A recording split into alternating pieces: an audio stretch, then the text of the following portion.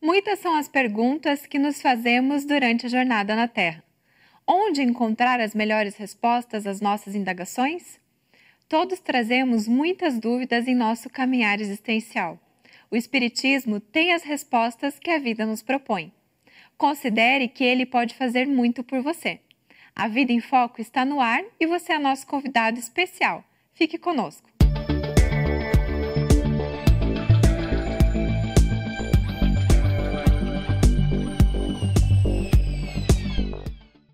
Muitas vezes nos deparamos com fatos incomuns que nos acontecem, situações que estão fora daquilo que se pode chamar de normal. Eis que alguém nos afirma: você é médium, e agora, o que fazer?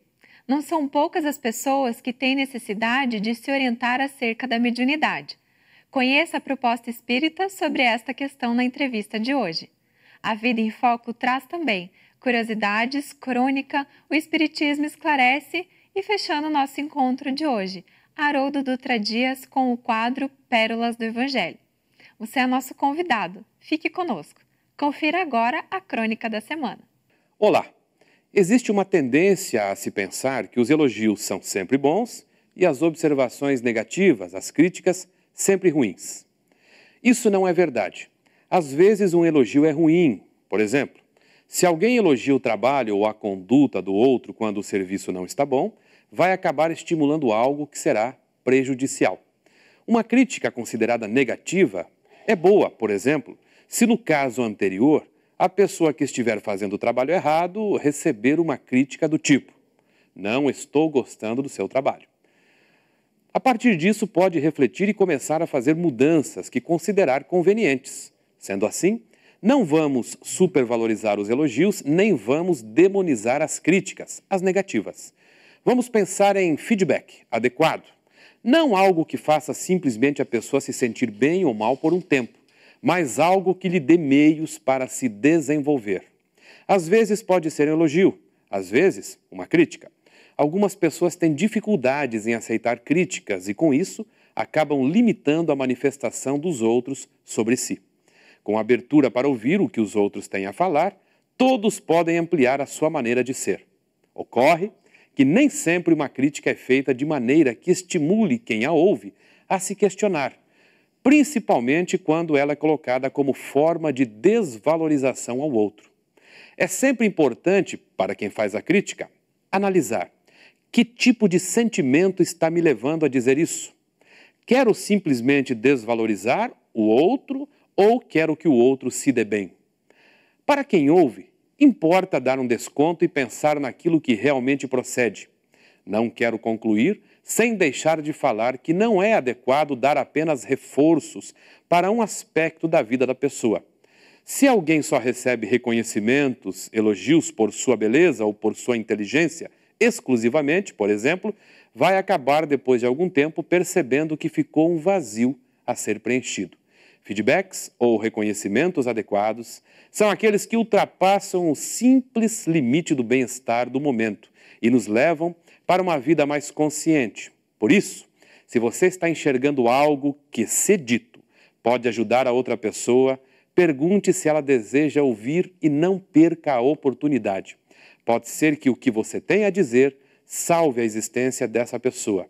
E não é por acaso que você está colocado no caminho dela.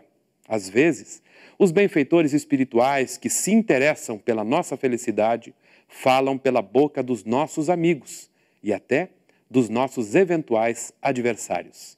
Pense nisso e tenha uma ótima semana. Confira o quadro de entrevista com o tema Sou médium, e agora, o que fazer? Acompanhe.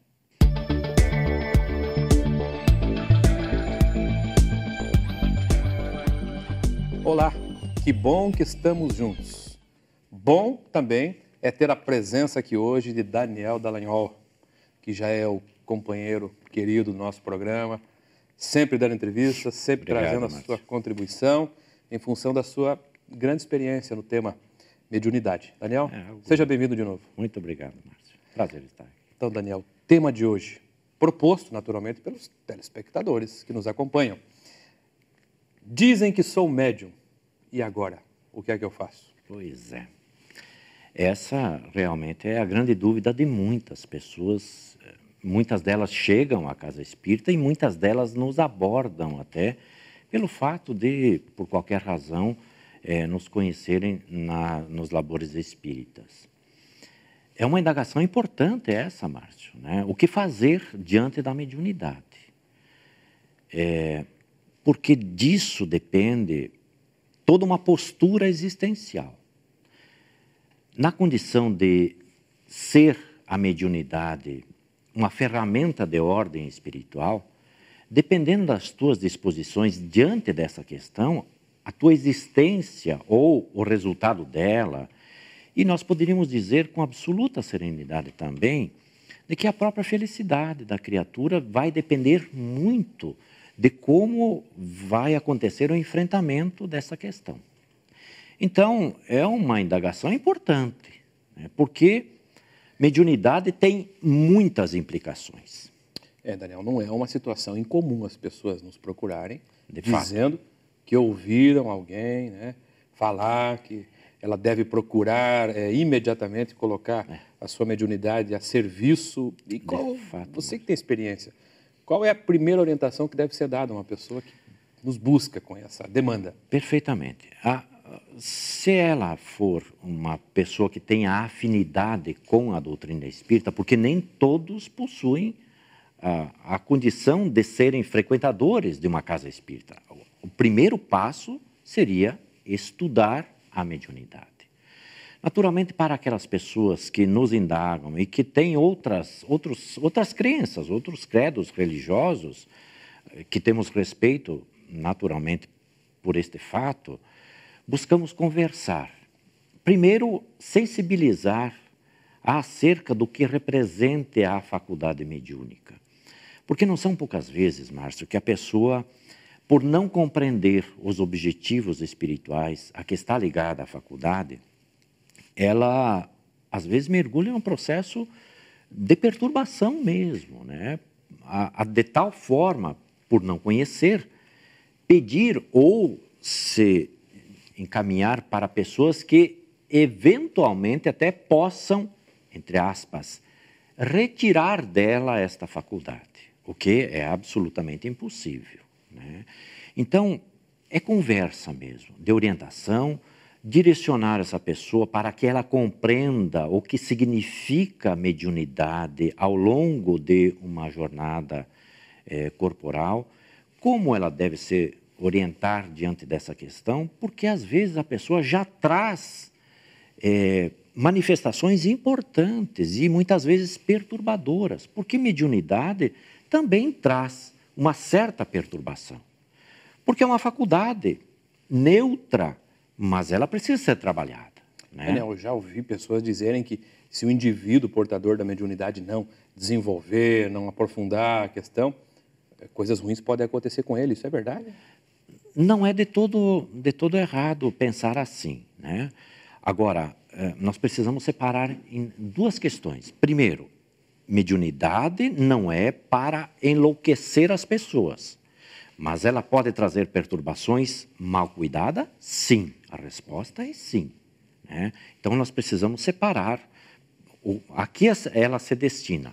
Ela se destina fundamentalmente a erguer as criaturas moralmente. Este é o princípio divino que orienta a mediunidade sob o ponto de vista espiritual.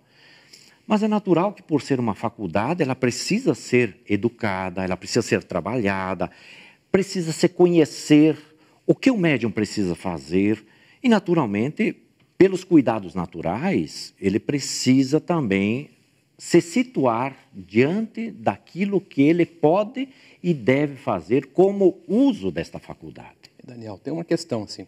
Você disse que é importante que ela busque conhecer e se aproximar até de instituições. São poucos, nós sabemos que o contingente, a população espírita, ela é pequena em relação às demais, né? Às demais, né? Então, onde a pessoa pode buscar informações sobre instituições que sejam sérias e que possam dar suporte a quem está passando aí por essa situação, né? Com a mediunidade? Márcio, essa é uma pergunta bem interessante, né? Veja, mais uma vez a gente retoma a questão de ser espírita ou não. As instituições espíritas, notadamente aquelas filiadas às federativas, né? O que é a federativa? As federações espíritas, no caso do Paraná, a Federação Espírita do Paraná. Então, as instituições filiadas à federação, normalmente são instituições sérias, onde preconizam estudo sério acerca desta faculdade.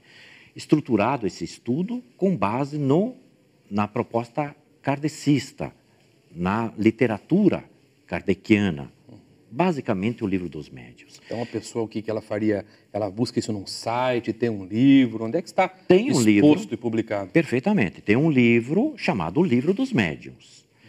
Contudo, é necessário que a pessoa também possa se orientar com alguém que tenha um conhecimento um pouquinho mais dilatado acerca dessa questão. Porque há conteúdos no âmbito da relação com o mundo espiritual, porque isto é a faculdade mediúnica que faculta esta relação, que nem sempre a literatura, a boa literatura espírita, possa elucidar.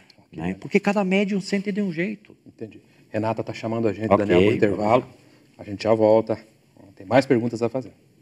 Aguarde um instante só. Vamos para um breve intervalo e logo voltaremos com a segunda parte da entrevista. Não saia daí.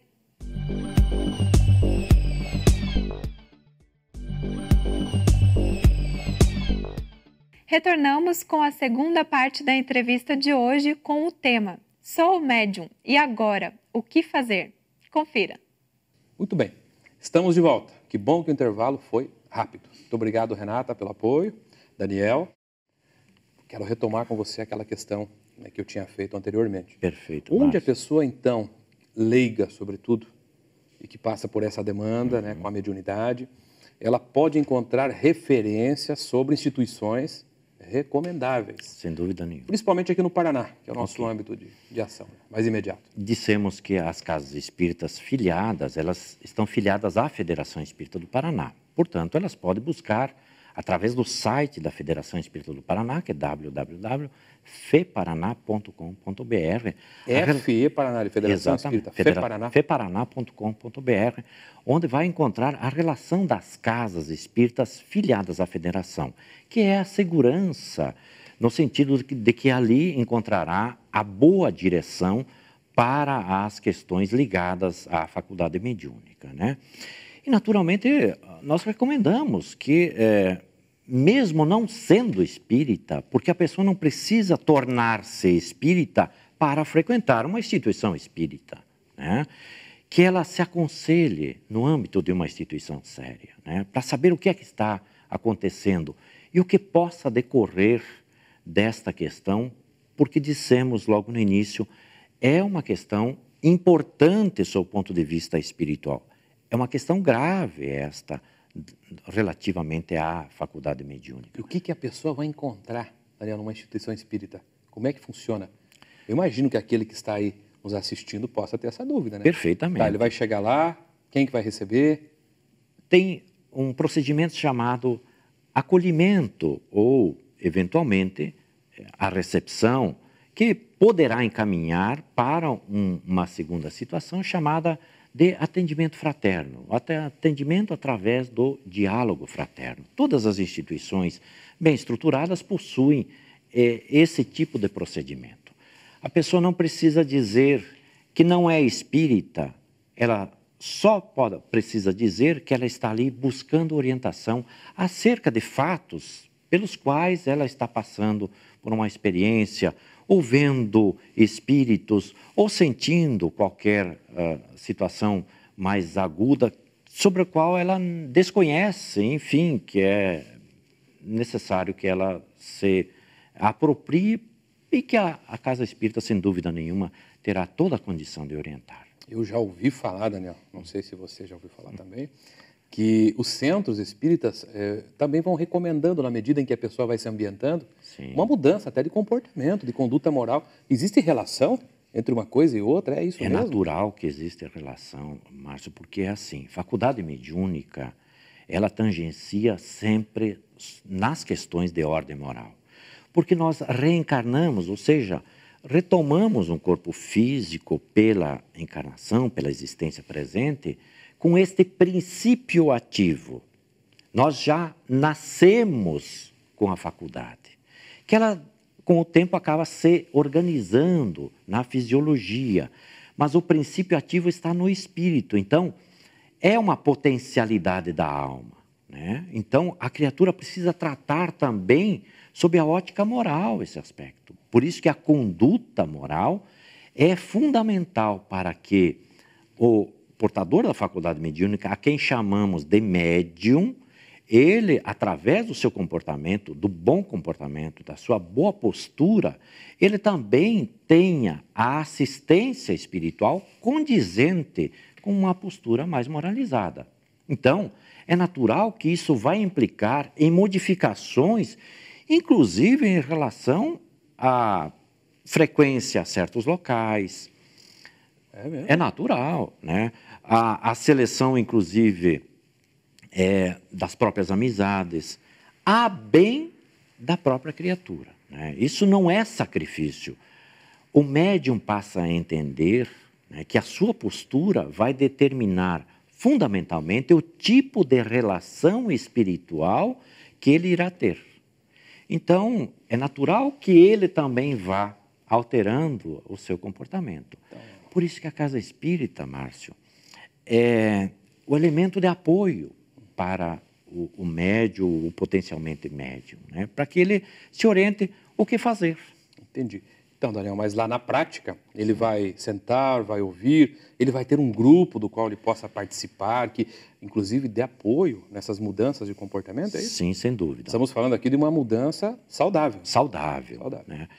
Quando nós falamos de grupo, nós estamos falando naturalmente de grupos de estudos, que é a porta inicial para que o médium se aproprie efetivamente dos conteúdos, no caso espírita, dos conteúdos doutrinários. Acho que ele pode trocar experiências com as outras pessoas que já têm uma caminhada, né?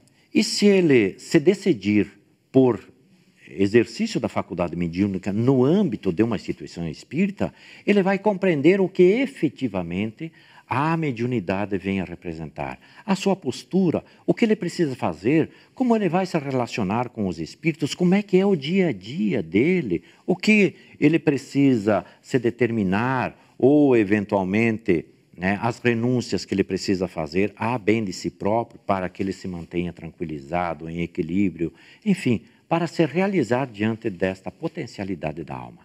Na prática, Daniel, na sua experiência, há resultados consideráveis nesse campo? As pessoas têm feito mesmo mudanças?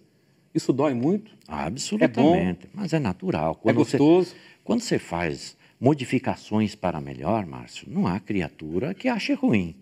E a proposta doutrinária espírita no campo do exercício saudável da faculdade mediúnica é no sentido de modificar-se para melhor, né? Porque a faculdade ela precisa ser exercitada sob o ponto de vista saudável. A criatura precisa sentir-se bem. Para ela sentir-se bem, ela precisa saber o que ela vai fazer, o que ela está fazendo, ou o que ela precisará fazer para que esse exercício seja efetivamente equilibrado. Ok.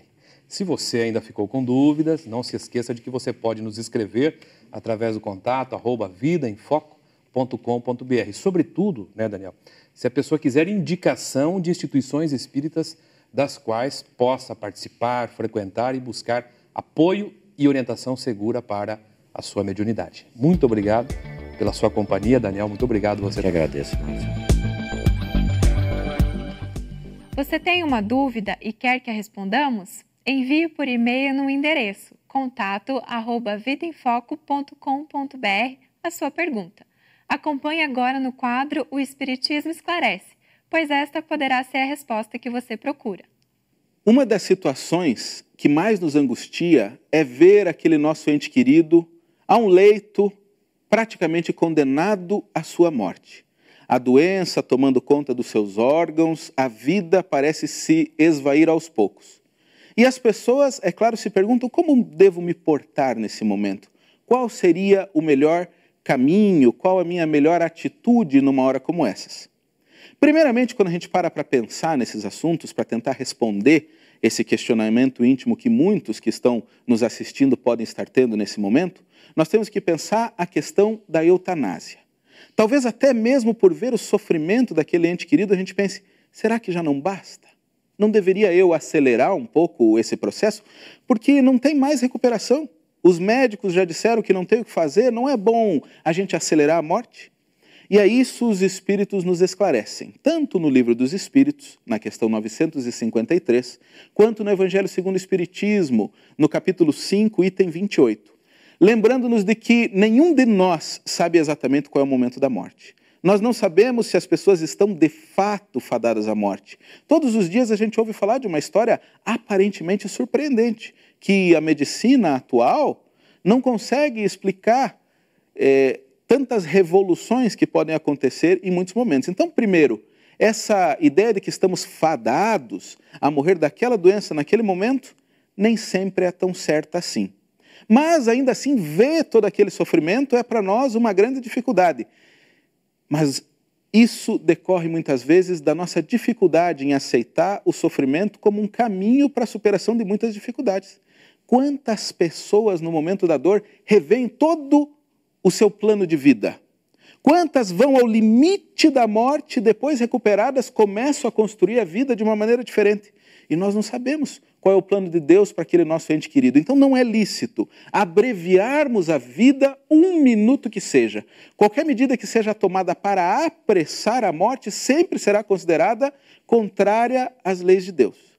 Mas daí vem uma outra dúvida, uma pulga que parece ficar atrás das orelhas de nós naqueles momentos difíceis. E agora? Desligo o aparelho ou não desligo? Até que ponto devo ir com as minhas intervenções?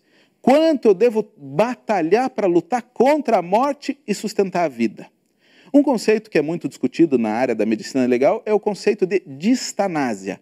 Aquela morte que é sofrida demais, aqueles sofrimentos que são prolongados sem motivo aparente, que se opõe à ortotanásia, que é deixar que a pessoa morra na hora que é para morrer mesmo, sem medidas desnecessárias. Como é que eu vou conseguir decidir para aquele meu ente querido? Será que eu estou prolongando demais, de menos? E olha, para tentar tranquilizar, eu só posso dizer uma coisa. Confie um pouco nos seus médicos. Eles vão dizer para você se é o momento de persistir ou se é a hora de deixar que a natureza siga o seu curso. Uma vez que não estejamos apressando a morte, ela vai acontecer na hora em que foi programado por Deus. Isso Emmanuel nos explica no livro Consolador, questão 146. Excetuando-se o suicídio, a morte sempre acontece na hora em que Deus planejou. Se o médico está te dizendo, olha, eu acho que nós não temos mais o que fazer, é hora de desligar os aparelhos. Confiemos. Ah, mas se for cedo demais, se tinha alguma coisa para fazer, esse raciocínio não nos leva a lugar nenhum. Porque se eu estou dirigindo um carro e acontece lá um defeito que o engenheiro mecânico colocou e eu morro, não está sob a minha responsabilidade. Se eu estou num prédio e acontece algum problema, ele desaba, não está sob a minha responsabilidade. Eu tenho que confiar nas pessoas que deram o seu melhor e que com as informações que tinham à sua disposição disseram que era seguro. Ali está o médico dizendo, esse é o momento de parar com as intervenções. E nessa hora nós temos que olhar para a ciência, consultar o nosso coração, fazer uma oração e tentar tomar a decisão da maneira a mais serena possível. Então nós temos sim que deixar na mão de Deus, mas também na mão daqueles que estão ao nosso lado, representando a ciência e nos ajudando a saber qual é esse momento. Nunca deixemos de lado, é claro, a oração por aquele que está nesse momento difícil. Mas essa decisão complicada a respeito de até onde seguir, sempre divida ela com aquele que está ali cientificamente preparado para tentar oferecer o melhor cuidado possível. E assim o Espiritismo segue nos esclarecendo. Fique agora na presença de Haroldo Dutra Dias com o quadro Pérolas do Evangelho. Olá, bem-vindos a mais um programa Pérolas do Evangelho. Hoje nós vamos falar de um tema. Existe na Bíblia a palavra Espiritismo? A resposta só pode ser uma: não.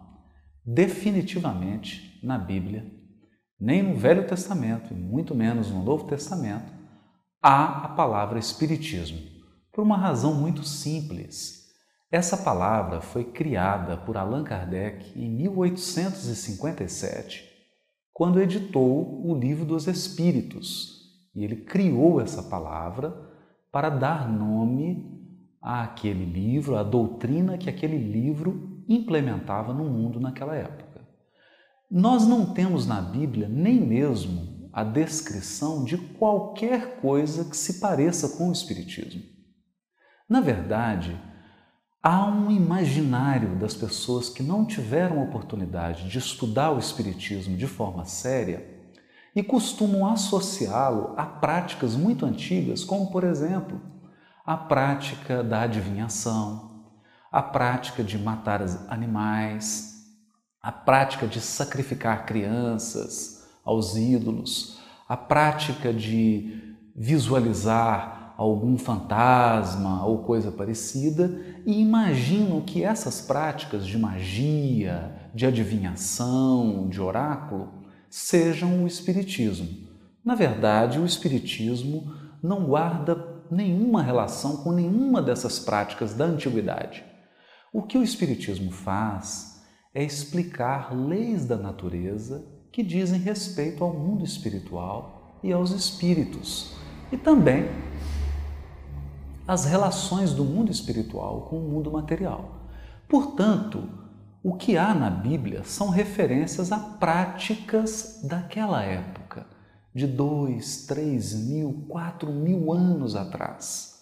E o Espiritismo, por sua vez, que se inaugurou, que começou a partir de 1857, define um conjunto de atividades, um conjunto de vivências que não tem relação com essas práticas, até mesmo condenadas na Bíblia.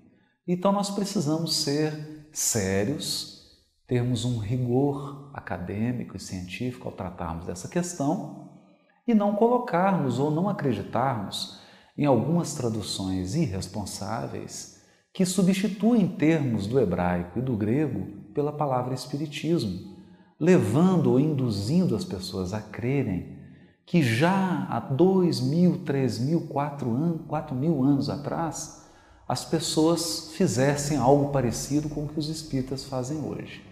Isso de fato não existe. Talvez o que deixe muitas pessoas perplexas é o fato de Moisés ter proibido o contato com os mortos. Mas para isso nós precisamos mais uma vez lembrar que se Moisés proibiu essa conduta, primeiro é porque ela era possível, porque nenhum legislador proíbe algo que não é possível. Segundo, era uma prática nociva. Então, percebendo o mal que aquela conduta causava naquela sociedade, daquela época, o legislador hebreu entendeu por bem proibi-la. E uma leitura atenta do Velho Testamento vai nos revelar uma promessa de que no fim dos tempos haveria um derramamento do Espírito Divino sobre toda a carne e os velhos moços e moças profetizariam, teriam sonhos e visões abrandando aquela proibição dura e firme do legislador hebreu. A Vida em Foco volta na semana que vem com mais novidades. As suas sugestões são muito importantes para a produção do nosso programa. E você pode enviá-las para o e-mail contato@vidaemfoco.com.br. Se você perdeu alguma edição anterior do programa, acesse o site www.avidaemfoco.com.br. Curta e compartilhe no Facebook a nossa página, A Vida em Foco. Agradecemos muito a sua companhia. Tenha uma ótima semana e até o próximo programa.